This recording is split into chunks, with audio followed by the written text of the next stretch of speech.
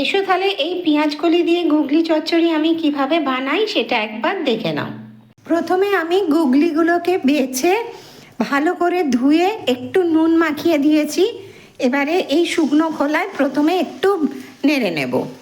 এগুলো ভালো করে নাড়বো, তাহলে এর ভেতরে যে জলটা থাকবে সেটা শুকিয়ে যাবে।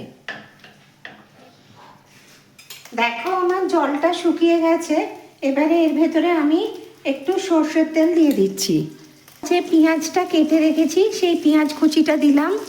পেঁয়াজটা ভালো করে ভাজবো। তোমাদের যদি আমার এই পেঁয়াজ কলি দিয়ে গুগলি চচ্চড়ির রেসিপি ভালো লাগে তো লাইক করবে, শেয়ার করবে আর কমেন্ট করে আমায় জানাবে কেমন লাগলো। আর আমার চ্যানেলকে সাবস্ক্রাইব করবে। সাবস্ক্রাইব করার পর যে ছোট্ট বেল আইকনটা আছে ওটা ক্লিক করে দিও, তাহলে সবার আগেই তোমার কাছে রান্নাটা চলে যাবে। পেঁয়াজগুলো ভাজছি, তার সাথে পেঁয়াজ কলিগুলো দিয়ে দিলাম। পেঁয়াজ কলিগুলো ছোট ছোট টুকরো করে আমি কেটেছি, এগুলো মিশিয়ে নিচ্ছি। আলু ছোট ছোট টুকরো করে রেখেছি, সেই আলুগুলো দিয়ে দিলাম। এগুলোকেও ভালো করে একসাথে ভাজবো।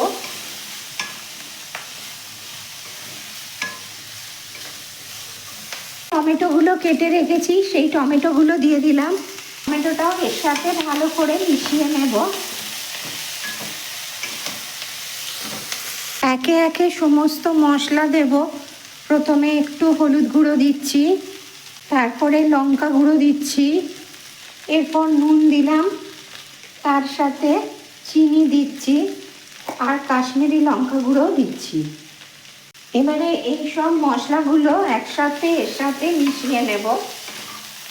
তোমরা যদি আমার এই পেঁয়াজ কলি দিয়ে গুগলি চচ্চড়ি রেসিপিটা ফেসবুক থেকে দেখো তাহলে অতি অবশ্যই আমার ফেসবুক পেজকে ফলো করো, লাইক করে দিও রান্নাটাকে, শেয়ার করো আর কমেন্ট করে আমায় জানিও কেমন লাগলো।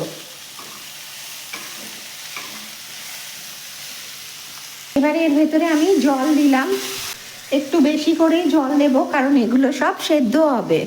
জল দেওয়ার পর এর ভেতরে সর্ষে গুঁড়ো দিয়ে দিচ্ছি, এটা মিশিয়ে নেব।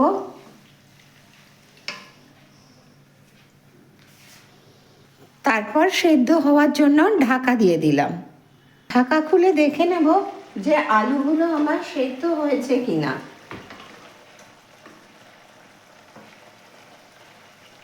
হ্যাঁ দেখো আলু সেদ্ধ হয়ে গেছে, কিন্তু এর ভেতরে এখনো জল আছে, সেই জলটাকে আমি একটু শুকিয়ে নেব। পেঁয়াজ কলি দিয়ে গুগলি চচ্চড়ি আমার রেডি হয়ে গেছে, এবার গ্যাসটা অফ করে দিচ্ছি।